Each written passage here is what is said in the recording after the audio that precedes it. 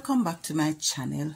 Today I want to do another video showing you how to handle a rectangular piece, but before I get into that, I just want to show you a few of the patterns that you could do with your basic stitches that I showed in the other video, and you can see that on my channel, Basic Stitches in Crochet. Now this pattern just gives you a few instructions, and you would have to follow this pattern and then join them together, and having done that, you would join as many as you require, whether for a square piece or a rectangular piece or a runner. Alright, here I have an oval pattern, and you would basically approach it the same way, and they have showed you an insert of how you could actually just use a part of the pattern for a round piece, or what we call a doily. Alright, this shows you a kind of diamond pattern that you could also do. Here is a doily. This is another round piece. The entire thing looks like this, but they have taken out and enlarged just a section to show you, and this is what you would follow to get your pattern done. There is also this piece. Alright, and this piece has a few instructions as well, but you would follow the pattern. And over leaf, they have shown you a half of the blown up pattern. So you would begin down here and you would work your way up to this section. Then you would break your thread, join it back at this point, and continue with the other half, and then you would put on the edging. So I'm going to show you a few other basic stitches and how you would really approach a rectangular piece like this. I am using a number 5 crochet hook, and I should tell you that the larger the number is the smaller the hook. You would use a large hook, like a large plastic hook, if you were working in wool, but since I'm using regular crochet thread, then I'll just use a 5. To begin, I insert the needle underneath the thread. I turn that around, holding the end in place. I would have formed a loop around the needle.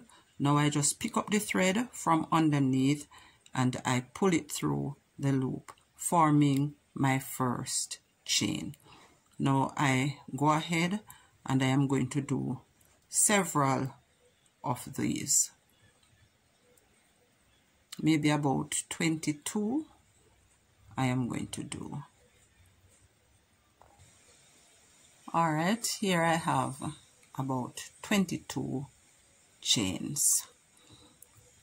To continue from there, I am going to do a treble. So I would wrap the thread over the needle once. For treble, you could also see that in the other video. Now I'm going to count from the needle, and I'm going to insert the needle back in the 9th chain. So I have here 2, 3, 4, 5, 6, 7, 8, and then in number 9 I would insert the needle. I pick up the thread, and when I pull through, there are 3 loops. So I pick up the thread again, I pull through 2 loops, and then through the additional 2. I am going to do 2 chains in between, and then a treble. After skipping 2 chains, I am going to do the treble in the 3rd chain, and I am just going to do that until I get to the end. So it's 2 chains, and then in the 3rd chain I work a treble.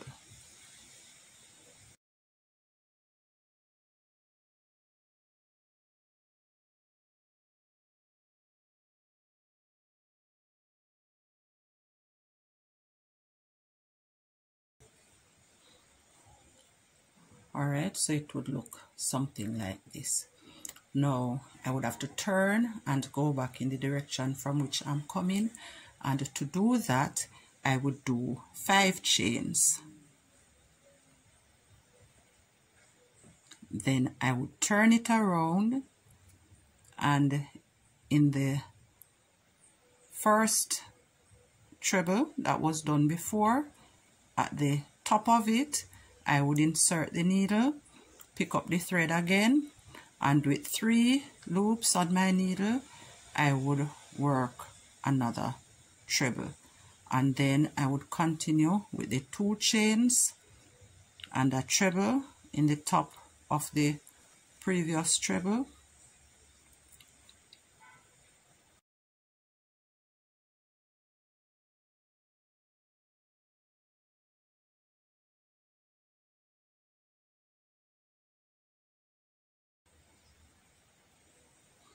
At the end I would do the same thing I've been doing. I would skip 2 chains, and then in the 3rd chain is where my treble would go.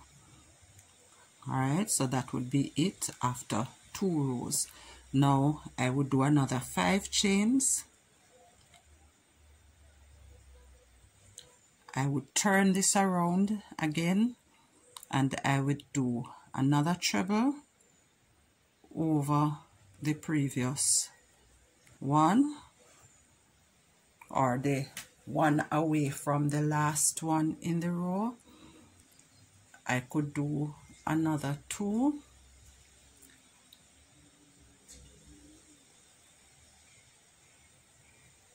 and I do another treble in there. Now if I were to begin blocking in, we would do what we call a block. So for the block I would put 2 trebles in this space,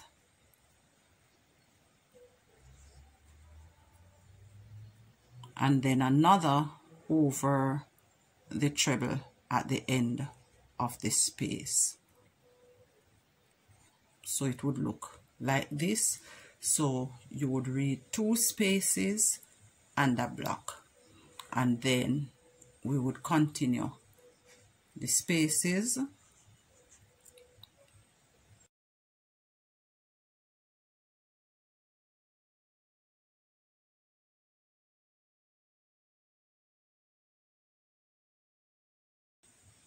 I would do my 5 chains, and again I would turn to go back in the direction from where I am coming. Now the pattern may call for 3 blocks in the next row, so I would begin here and I would make a block in this space, a block over a block. I would work in the top of the treble that was done in the previous row, and I would work my treble there,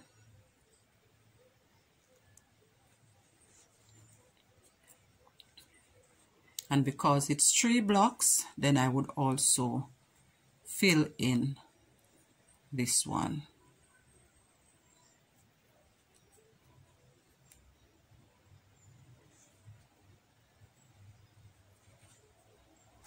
Right, so there you would have it.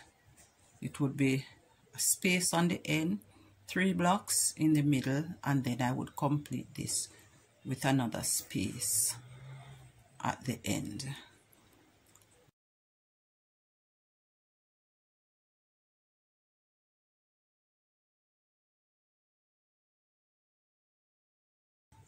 Alright, and that would be done all the way until you reach the length that you want, or until you have completed the pattern that you are doing.